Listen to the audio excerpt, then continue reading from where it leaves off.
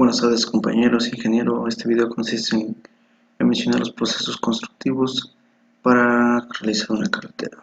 Como primer punto quiero presentar a mi equipo, lo cual está conformado por Maricruz, Víctor Manuel, Iván Mauricio y un servidor Mayer. Como primer proceso encontramos los procesos preliminares, lo cual dentro de ellos viene lo que es el desmonte. Dentro del desmonte podemos encontrar lo que es la tala. La tala consiste en remover, quitar aquellos árboles que nos estorban o, bueno, sí, nos estorban o se requiere desalojarlos porque va a pasar el terraplén. Como podemos ver, podemos hacerlo con maquinaria, con motosierra, entre otro tipo de herramientas, con el objetivo de ir desalojando pues todos los árboles que nos estorban, donde se pretende hacer el terraplén. Como segundo proceso es el rosa. El rosa es prácticamente remover la vegetación pequeña, que son arbustos o hierba. Como podemos ver, pues también puede ser con maquinaria, porque es más rápido y fácil. Después viene lo que es el desenraice. El desenraice es prácticamente remover aquellas raíces que dejaron la vegetación anterior, que fueron los árboles, o la vegetación pequeña. Como podemos ver aquí, con ayuda de la mano, pues estamos removiendo un tronco o un rabo de un, de un, de un árbol, con el fin de quitar la raíz. También el desenraice pues consiste en quitar la raíz de la vegetación pequeña. La limpieza es prácticamente desalojar o quitar todo aquel escombro o sí, escombro de los procesos anteriores con ayuda de una máquina y de un volteo. Pues la máquina carga el volteo, pues el volteo se lo lleva. El despalme consiste en remover aquella capa orgánica o aquella capa vegetal, lo cual no nos sirve. ¿Qué pasa si nosotros dejamos la capa vegetal? Pues va a provocar asentamientos, va a provocar lo que muchos conocemos como los baches, lo cual es necesario quitarlo. ¿Cómo saber qué cantidad o qué peralte quitar de esta capa? Para ello se hacen estudios, un estudio geotécnico, y el estudio geotécnico nos va a decir, ¿sabes qué? Quítame 10, 15, 20 centímetros de esa capa, porque es la que no sirve. Bueno, sí sirve, pero mientras no, ahorita lo que se hace es quitarla, ponerla a un lado y posteriormente se va a ocupar. Este proceso lo podemos hacer con una motoconformadora, una red, siempre y cuando respetando pues, el espesor que el estudio geotécnico nos dio. Ok, como siguiente proceso vienen las excavaciones. Como sabemos, pues hay tres tipos de suelos, que es el tipo A, el tipo B y el tipo C. En el tipo A, pues podemos utilizar maquinaria manual. En el tipo B, podemos utilizar una maquinaria como el bulldozer, lo cual el bulldozer pues trae una pala enfrente que remueve la tierra hacia adelante. O también la parte de atrás trae el famoso ripper. El ripper son como un tipo de garras, lo cual su función es enterrarlas, ir aflojando la tierra y posteriormente regresar y empujarla hacia adelante. Esto es en cuanto a un tipo de suelo B. ¿Qué pasa si nos enfrentamos con un tipo suelo C? Bueno, dentro del tipo C pues ya podemos utilizar explosivos. Bueno, aparte de los explosivos también utilizamos lo que es el track drill. El track drill es como, pues bueno, no es una máquina que tiene como un brazo, lo cual este brazo hace hoyos de un ángulo, dependiendo, inclinado, inclinado para que posteriormente se metan explosivos. Aquí hay una nota importante que debemos de saber o conocer, es hacer el cálculo adecuado o el cálculo necesario para saber qué tanto explosivo vamos a ocupar. Como nosotros ya sabemos, pues los explosivos están prohibidos su beta, lo cual tenemos que ser muy claros y muy exactos en el cálculo de explosivos, ya que si nos hacen falta, pues nos vamos a ver pues, en un serio problema, porque donde podemos conseguir más explosivos, entonces es un relajo. Posteriormente de haber utilizado los explosivos, pues las piedras se fragmentan, viene la ayuda de maquinaria a cargar o desalojar pues esa piedra que nos sirve. que se fragmentó, perdón. El corte de caja, también conocido como cajeo, es prácticamente quitar o rascar aquel material que no sirve. Como podemos ver en la primera imagen, pues está rascando donde está el terraplén. Eh, ¿Por qué quitan esto? ¿O por qué es corte de caja? El corte de caja, pues es, como es mencionado, remover el material que no sirve, ya que como se mencionó anteriormente, pues podemos encontrarnos pues varios tipos de suelos, ¿no? Podemos encontrarnos un tipo CH, que son pues arcillas muy plásticas, nos podemos encontrar limos o arenas, lo cual pues, no nos cumple las condiciones para que sea adecuado para una carretera. Entonces se ocupa o se trae el suelo adecuado para que cumpla con la, con la condición adecuada.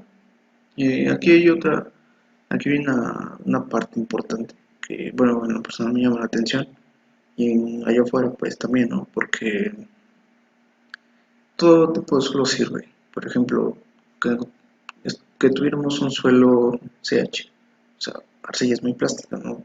Un suelo muy chicloso.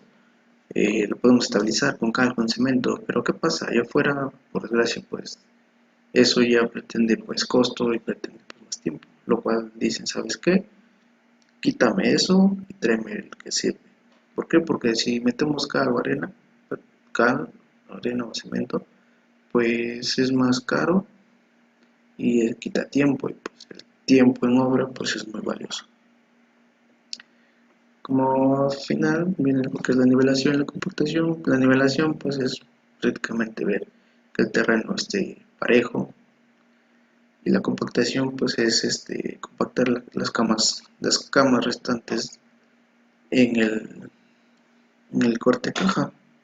Para llevar a cabo la compactación pues, tenemos de tener en cuenta pues ayuda de agua o humectación, como podemos ver en la imagen, pues con ayuda de un pipa se riega el chalán, pues va atrás pegado, changuito, echando el agua pues en todo el terraplén y posteriormente pasa el vibro. Eh, Puede ser este vibro, puede ser el vibro de pata de cabra. ¿Quién nos va a decir qué vibro utilizar? Pues como se mencionó pues, anteriormente, pues el tipo de suelo. Maricruz Ramírez Ortiz, presentaré el tema de obra de drenajes para la construcción de una carretera. Mi equipo está conformado por Flores Rodríguez Mayer, Víctor Manuel Cuello Sánchez, Ginés Hernández Iván Mauricio y su servidora Maricruz Ramírez. Bueno, los temas a tratar sería la definición de obras de drenaje, principales objetivos, obras de drenaje superficiales, obras de drenaje subterráneas, obras de tubo y losa de concreto. Dando una pequeña definición de qué es el drenaje, se dice que es una estructura que facilita el escurrimiento y evita el almacenamiento del agua en una zona en particular. Son importantes las obras de drenaje en las carreteras para proteger la estructura y así garantizar la seguridad de la circulación de vehículos. Se dice que un buen sistema también evita problemas de sedimentación de los elementos procedentes de los terrenos de desmonte. Bueno, aquí en cuanto a la definición, podemos ver que se dice que pues es una estructura que tiene que dar facilidad y así poder haber un desagüe para que no dañe las estructuras de una carretera. Los principales objetivos es dar salida al agua acumulada en el camino, reducir o eliminar la cantidad de agua que se dirija hacia el camino, evitar que el agua provoque daños estructurales y mejorar la facilidad del acceso y la vida útil del camino. Bueno, en cuanto a los objetivos nos podemos dar cuenta que más que nada es dar factibilidad al acceso y también evitar los daños para así tener una buena calidad de estructura. Bueno, hablando más acerca de las obras de drenaje superficial, se dice que se construyen sobre la superficie del camino o terreno, con funciones de captación, salida, defensa y cruce. Bueno, en el drenaje superficial encontramos lo que son las cunetas, las contracunetas, el bombeo, los ampeados y los drenajes transversales. Hablando más a fondo de lo que son las cunetas, se dice que son zanjas que se hacen en uno o ambos lados del camino con el propósito de conducir las aguas provenientes de las coronas y los lugares adyacentes hacia un lugar determinado que provoquen que no provoquen daños. Bueno, más que nada las cunetas, podemos observar esta imagen, que son hechas a la orilla de lo que es la estructura de la carretera. Pueden ser de un solo lado o de ambos lados. Hablemos acerca de lo que son las contracunetas. Se dice que la función de la contracuneta es prevenir que llegue el exceso de agua o humedad. Bueno, en cuanto a las contracunetas, podemos observar en la imagen que se ve la estructura de una contracuneta, posteriormente se ve un corte de cerro y se ve la cuneta y posteriormente lo que es la estructura de la carretera. Bueno, se han hecho varios estudios en cuanto a las contracunetas y se dice que las partes de arriba de los taludes han provocado reblandecimientos y derrumbes, por lo cual esto es muy peligroso porque puede provocar daños graves. Hablando sobre el bombeo, se dice que es la inclinación que se da de ambos lados del camino para drenar la superficie del mismo, evitando que el agua se encharque y provocando reblandecimiento o que corra en el centro del camino, causando daños debido a la erosión. Podemos observar en esta siguiente imagen que en el centro de la carretera hay una cierta inclinación, el cual va a hacer que drene el agua y también se vaya hacia los lados y así no provoque daños a la carretera. Los zampeados. Se dice que es una protección a la superficie de rodamiento o cuneta. Bueno, en este caso podemos observar que hay de diferentes materiales. Un ejemplo son los de concreto simple o simplemente los de piedra. Drenajes transversales. Su finalidad es permitir el paso transversal de agua sobre un camino sin obstaculizar el paso. En medio de esto, el drenaje transversal lo podemos encontrar en puentes, puente vado, bóvedas y alcantarillado. Bueno, dando un poco más, entrando a fondo de lo que son los puentes, se dice que es una estructura de más de 6 metros de claro. Se distingue de las alcantarillas por el colchón que estas llevan en su parte superior, como podrán observar en la siguiente imagen. Hablando acerca del puente vado, son estructuras en forma de puente y con características de vado. Estos permiten el paso de agua a través de claros inferiores en niveles ordinarios y por la parte superior cuando se presentan avenidas con aguas máximas. Bueno, en la imagen podrán observar que se dice que hay niveles ordinarios, por lo cual el agua puede pasar por debajo de la estructura y por de arriba por si las avenidas son máximas. La bóveda se considera como bóveda a la obra de drenaje transversal formado por muros unidos u ovarios o arcos que soportan las cargas de tránsito de vehículo a través de un relleno.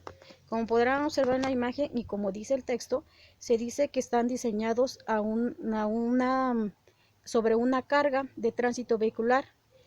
Y hablemos de las alcantarillas. Es una tarjea, es una construcción que se permite el drenaje transversal de las aguas superficiales bajo otra infraestructura, como son caminos, carreteras o vías férreas. Obras de drenaje subterráneas. Es un gran auxiliar para eliminar la humedad que inevitablemente ha llegado al camino y así evitar que provoque asentamientos o deslizamientos de material. Hablando de las zanjas drenantes, se dice que son rellenas de material drenante y aisladas de las aguas superficiales, en el fondo de las cuales generalmente se dispone de tubo drenante.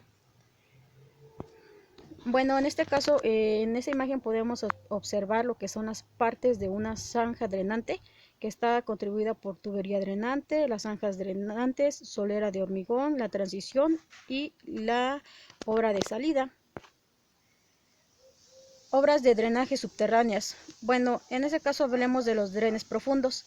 Anteriormente, cuando se construyó un dren, se utiliza un colector o perforador para cumplir una o dobles funciones. Bueno, en este caso podemos ver en las imágenes donde son de gran diámetro y que son diseñados especialmente para desagües de mayor cantidad. Estos normalmente se colocan en lo que son debajo de las estructuras de las carreteras. Obras de drenaje en tubo. Definición de tubo en drenaje. Se dice que es un conjunto de tuberías que se entierran a cierta profundidad y que se emplean para dispersar el efluencio influente en un terreno o para drenar un suelo saturado de agua. Bueno, podemos observar lo que es un dren. En este caso son imágenes pues más reales que están diseñados. En este caso podemos verlos que se pueden observar. Y como lo decía el texto, que son tuberías que se entierran a gran profundidad y que su principal objetivo es drenar el suelo saturado de agua. Bueno, hablemos de la losa de concreto. Es un pavimento de concreto que principalmente permite disipar eficazmente las solicitaciones del tránsito, bien sea peatonal o vehicular. Una vez que se ha preparado las subestructuras, se ha verificado su densidad y las cotas del terreno definidas en el diseño, se inicia con la colocación del concreto. Bueno, podemos observar en las siguientes imágenes los elementos que la conforman y un ejemplo de qué es una losa de concreto para una carretera. Bueno, compañeros, de mi parte sería todo y muchas gracias.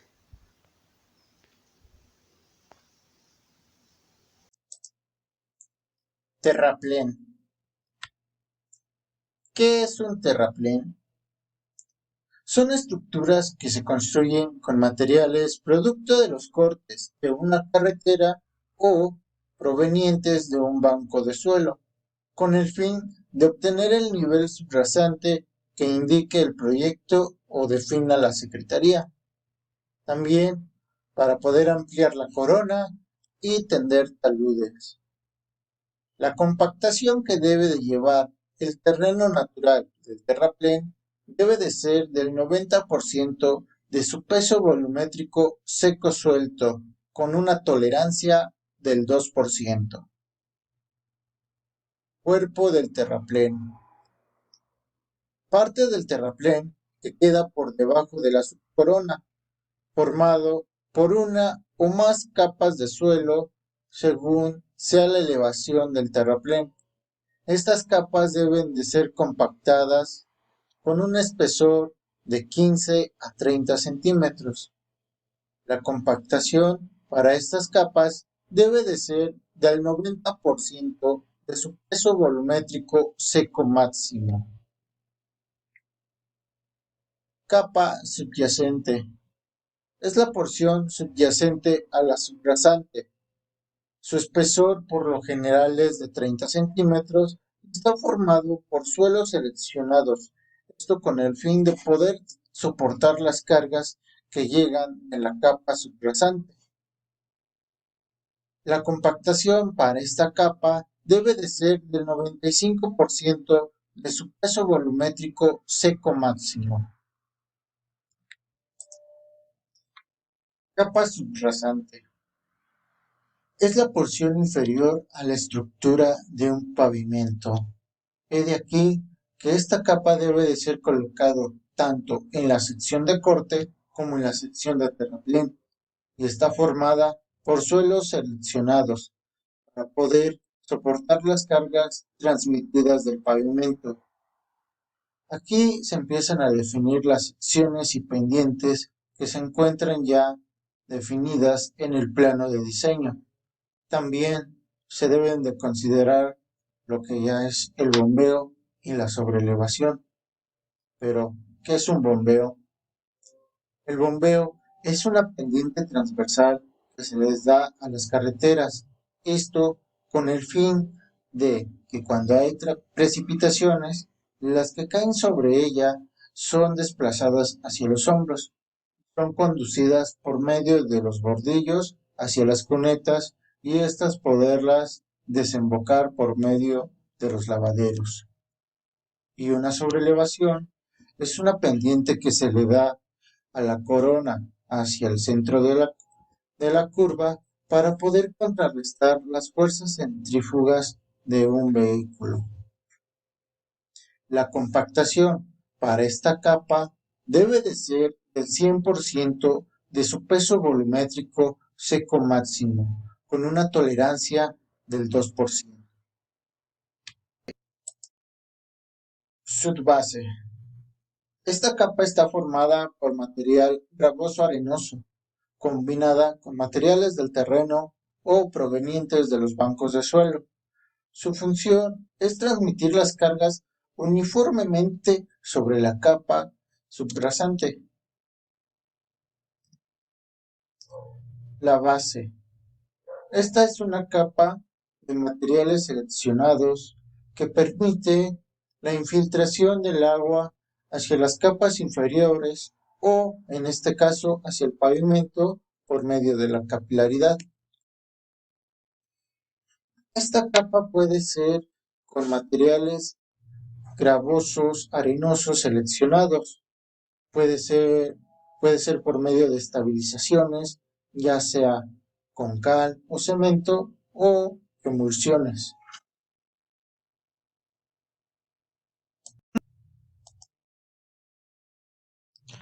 La maquinaria a utilizar para el proceso de terrapleneo son motoconformadoras, tractores, motoescrepas, compactadores y toda la herramienta menor que se pueda utilizar.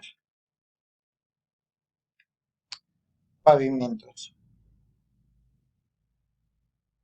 Desde un punto de vista más técnico, la carretera es la adaptación de una faja sobre la superficie terrestre que llene condiciones de ancho, alineamiento y pendiente, para permitir el rodamiento adecuado de los vehículos para los cuales ha sido adaptada.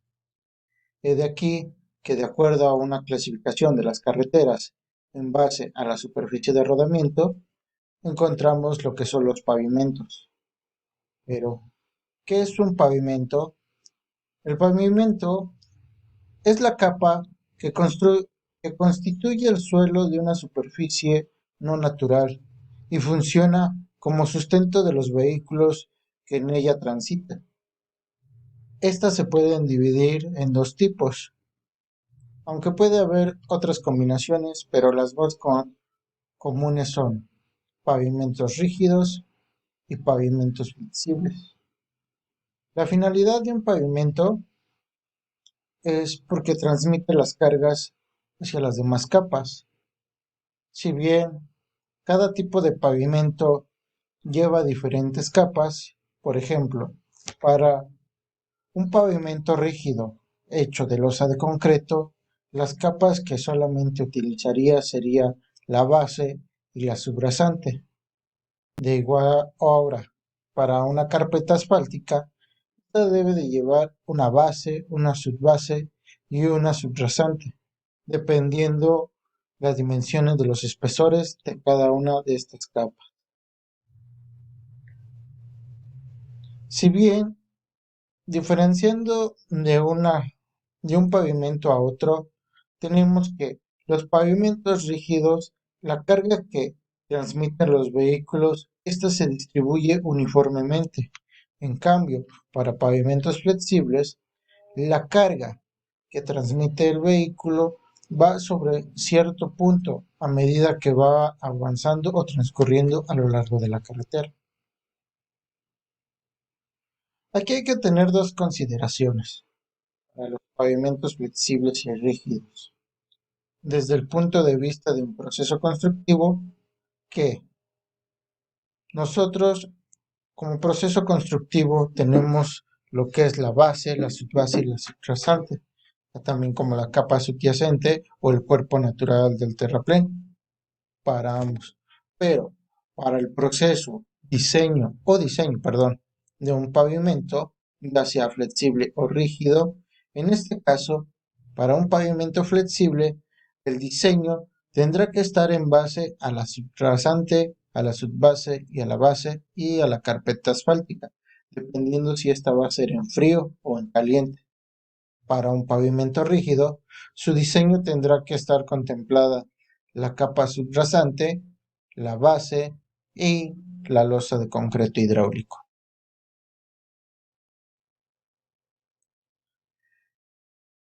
El riego de impregnación se coloca una vez que se haya compactado, en este caso, la base y donde en ella va a descansar un pavimento. ya sea rígido o flexible. Generalmente, este riego de impregnación lo usan los pavimentos flexibles y en unas otras ocasiones, ya sea por proceso constructivo o por decisión del proyecto, se puede colocar en pavimentos de concreto hidráulico. La maquinaria que se utiliza es una petrolizadora para poder regar uniformemente la emulsión asfáltica que se está colocando por riego de impregnación, que esta puede ser desde 1.5 a 1.7 metros cuadrados por litro. Ahora, ¿qué es un pavimento rígido? Consta de una losa de concreto hidráulico, reforzado como una capa de rodamiento, con modulación a través de juntas transversales y longitudinales que permitan una adecuada transferencia de cargas entre los módulos por medio de pasajuntas, trabazón de agregados o elementos machimbrados.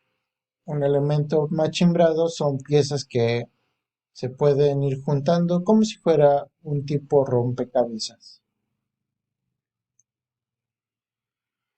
Podemos ver que las armaduras, ya sea longitudinal, llevan lo que son varillas de amarre, que están hechas o colocadas con varillas corrugadas.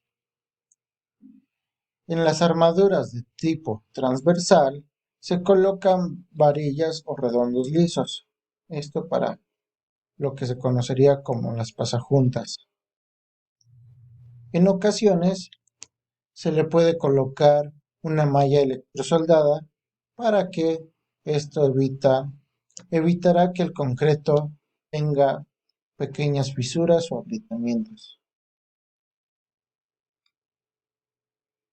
Como proceso constructivo tenemos que aquí en esta imagen se pueden observar lo que es una pavimentadora y una extendedora de concreto hidráulico. Tenemos que considerar que el módulo de ruptura para un concreto puede ir entre los 40 a los 42 kilos por centímetro cuadrado. Esto se refiere a la falla por resistencia a tensión. Para poder evitar juntas frías, se debe de colocar un sellador, esto con el fin de que evite sobre todo la filtración de agua y esta pueda producir deformaciones en el concreto. Todo esto por especificaciones que aplicadas aquí en México sería la norma que explica sobre pavimentos de concreto hidráulico.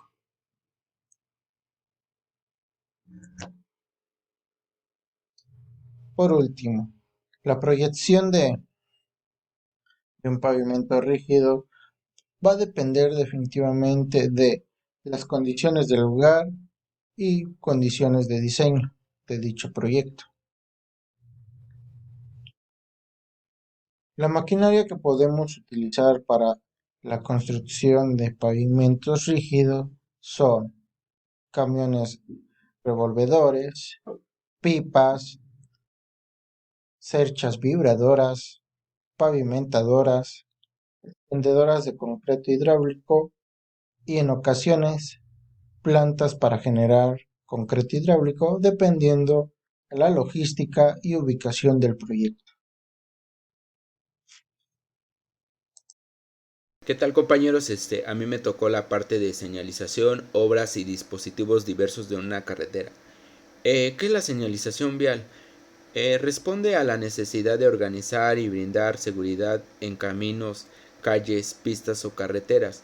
La vida de quienes integran, de quienes transitan en dichas carreteras, dependen de lo que la señalización indique, de atención y responsabilidad de asumir a lo que se les ordene. ¿Quién establece el lenguaje vial? Por seguridad es necesario que en un país haya un solo código de señalización, es decir, el comercio internacional y el turismo hacen necesario a un código. Asimismo, a veces nos preguntamos para qué sirve la señalización vial.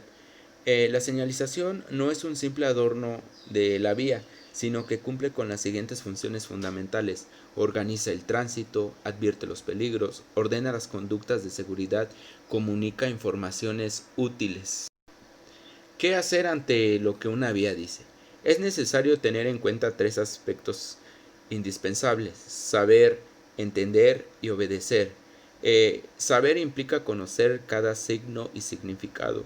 Entender es decir que necesitamos estar alertas de la señalización en cualquier mensaje. Obedecer: será útil entender y saber lo que dispone la señalización. Existen dos tipos de señales: el señalamiento vertical, el señalamiento horizontal. El señalamiento vertical son todas aquellas señales constituidas por placas instaladas a través de los postes, y los señalamientos horizontales son más que nada las rayas, palabras, símbolos, objetos adheridos a lo que son el pavimento. Como vemos en la imagen, este es un tipo de señales verticales que son más que nada eh, pegados a lo que son a un poste. Estos son señalamientos de tránsito horizontales, que son todos los símbolos, rayas que están adheridos a lo que es el. Bueno, los señalamientos verticales se clasifican en tres tipos básicos: señales preventivas, señales restrictivas, señales informativas.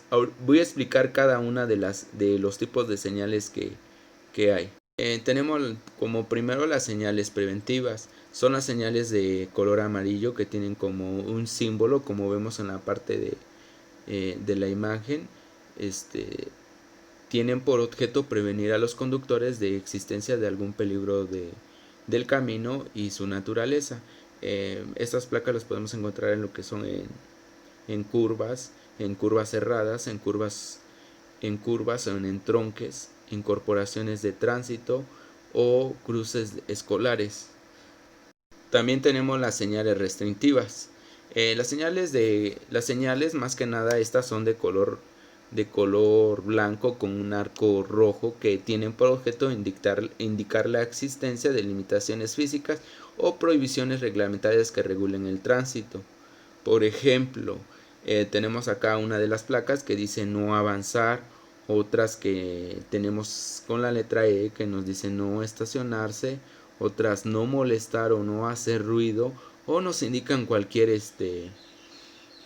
cosa que está más que nada prohibida. En las señales informativas nos dicen que son símbolos que tienen por objeto guiar al usuario por ya sea calles y carreteras, informándoles sobre nombres de ubicaciones, de poblaciones, lugares de interés, servicio, kilometraje en ciertas recomendaciones. Como vemos en la imagen, este tipo de señales informativas vienen de color azul. Nos pueden indicar primeros auxilios, oficinas de información, casetas, en restaurantes, baños. Estos más que nada los encontramos cuando nos vamos acercando hacia este tipo de destinos. Tenemos las señales informativas, que se dividen en identificación, destino y servicios y turísticas. Bueno, en informativas de identificación tienen por objeto identificar lo que son las calles, como en su nombre, y las carreteras según el número de ruta de kilometraje. Como vemos acá, alguna de las placas dice obedezca las señales, carril izquierdo solo para rebasar. En las informativas de destino, esto tiene por objeto informar al usuario para su nombre, ubicación en cada uno de los destinos que presentan el largo del recorrido. Por acá hay veces que nos encontramos este tipo de placas donde nos dice el destino de la siguiente comunidad o estado que sigue. También tenemos lo que son las informativas de servicio. Las informativas de servicios y turísticos tienen por objeto informar de la existencia de servicios o lugares de interés turístico creativos. Por ejemplo, están las siguientes. También tenemos los dispositivos de control de tránsito. Los dispositivos de control de tránsito sirven para la protección e información, así como los objetos que coloquen sobre la superficie de rodamiento con el fin de regular o canalizar el tránsito e indicar la presencia de obstáculos. Bueno, tenemos la línea termoplástica central. Esta se utiliza para separar los dos sentidos de tránsito de una carretera de dos carriles. Se deberá situar en el centro de la calzada, tanto en las tangentes como en las curvas. Será aproximadamente de una zanja de 10 centímetros de ancho y está pintada y adherida a lo que es el pavimento. Acá también tenemos la línea continua y la línea discontinua. La línea continua se coloca en aquellos lugares donde la distancia de visibilidad no permite las maniobras de rebase, y la línea discontinua se colocará en tramos con suficiencia distancia de visibilidad de rebase, en módulos de 15 metros, o sea, en segmentos de 5 metros. Bueno, tenemos lo que son las líneas de alto. Se utilizan en todas las intersecciones donde los conductores deben parar el vehículo. Tenemos los pasos peatonales. Estos más que nada se utilizan en todas las intersecciones donde pueda presentarse confusión entre movimientos de vehículos y el de los peatones. Tenemos también lo que son las líneas canalizadoras. Como vemos en la imagen, las líneas canalizadoras son la franja como el cruce circular en ciertas direcciones sin provocar interferencias en el flujo vehicular. Estas líneas canalizadoras podrán usarse en formas de isletas de 42 en grandes áreas pavimentadas y para canalizar el tránsito en entradas de salida y carreteras rurales y vías rápidas urbanas. También tenemos lo que son las líneas inclinadas. Las líneas inclinadas se colocan en la zona neutral, serán de color blanco, reflejante con un ancho de 20 centímetros separados entre 2 metros. También están las líneas separadas. Bueno, las líneas separadas están empleadas donde sea importante indicar el lugar en el que se requiera una señal de alto, como vemos en la imagen. También están los vibradores de hule. Estos más que nada son similares a los del concreto. Estos se componen de una zanja de hule con un ancho definido por el diseño, que es un material resistente al desgaste similar al neopreno. Se fijará en un adhesivo especial a todo el ancho de una calle secundaria, indicando el alto y el peligro por intersección de una calle principal. También están lo que son los vibradores. Bueno, estos vibradores los podemos ver comúnmente antes de una curva. Esto se constituye más que nada para anunciar la llegada de una garita de control ante un cruce de nivel en un carril o caminos secundarios, ya sea en entronques o con otro de mayor importancia en lugares donde no se pueda presentar accidentes. También están los conductores de velocidad, o estos conductores de velocidad transversal o trapezoidal. Son dispositivos que cumplen con la función de pasos peatonales situados en su rebase a un nivel ligeramente de